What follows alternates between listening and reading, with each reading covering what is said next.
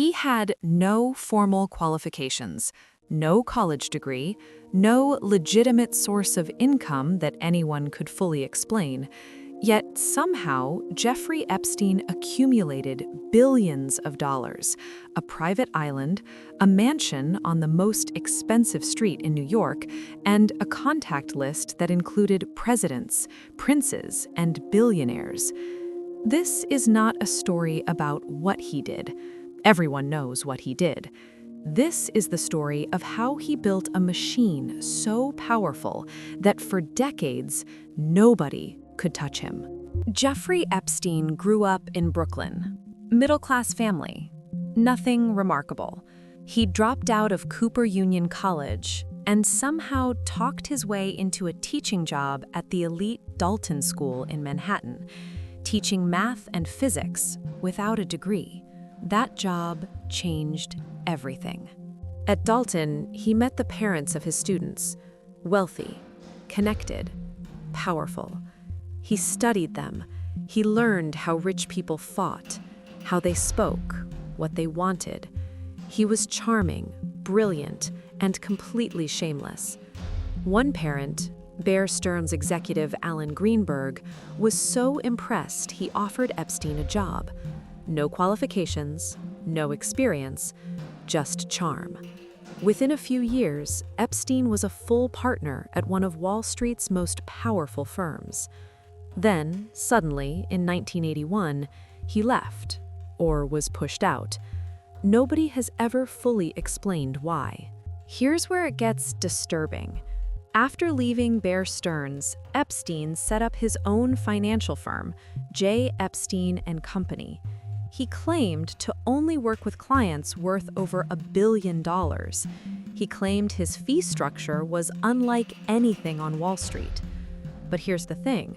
Almost none of his clients have ever been publicly identified. No legitimate investments have ever been traced.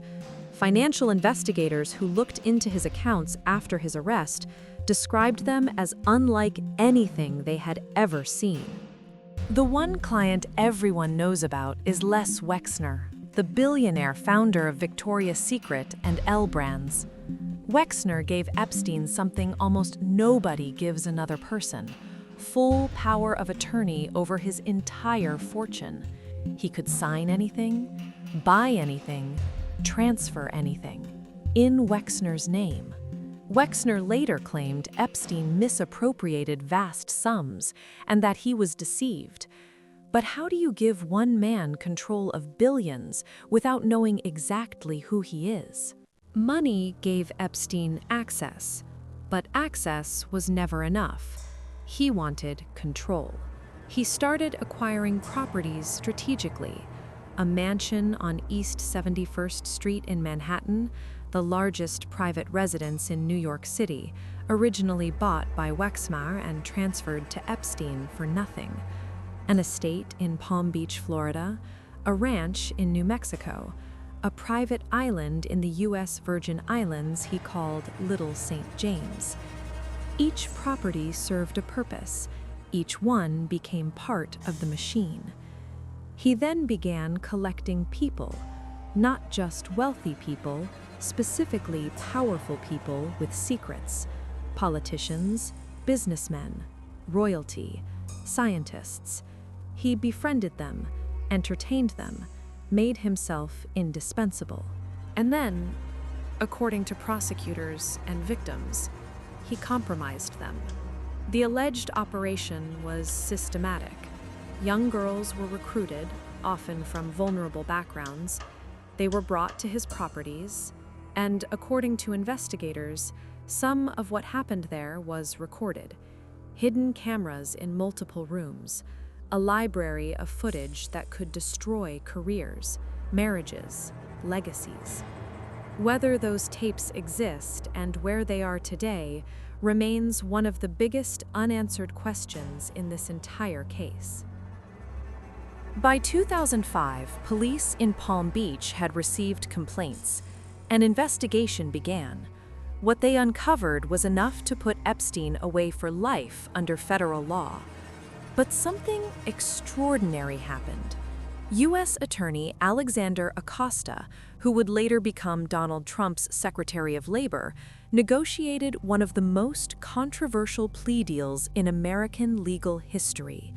Epstein pleaded guilty to 2 state charges of soliciting prostitution.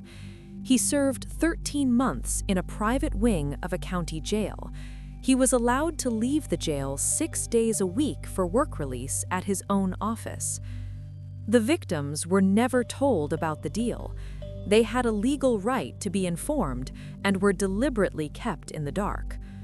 Acosta later said he was told to back off, that Epstein belonged to intelligence and was above his pay grade. That sentence has never been fully explained. For over a decade after his sweetheart deal, Epstein continued his life as if nothing had happened, traveling on his private jet, hosting dinners, appearing at conferences. Then, in July 2019, he was arrested again. This time, federal charges. This time, no deal. Prosecutors had victims, witnesses, and evidence. For the first time, it looked like the full story would come out in open court. On August 10, 2019, Jeffrey Epstein was found dead in his jail cell. The official ruling was suicide by hanging. But almost nothing about that night adds up. The cameras outside his cell malfunctioned. His cellmate had been transferred the day before. The guards assigned to check on him fell asleep and falsified their logs. The autopsy pathologist hired by his brother said the injuries were more consistent with homicide than suicide. Epstein's associate, Ghislaine Maxwell, was later convicted and is currently serving 20 years in prison.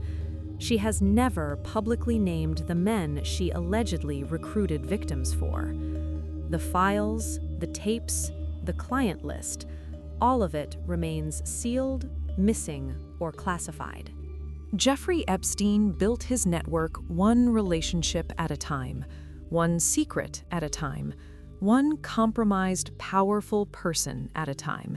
He understood something most people never learn, that in the right circles, information is worth more than money.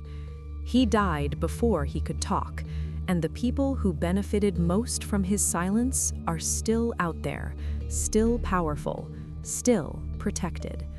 The machine he built didn't die with him. Who do you think gave the order to silence him? Drop it in the comments.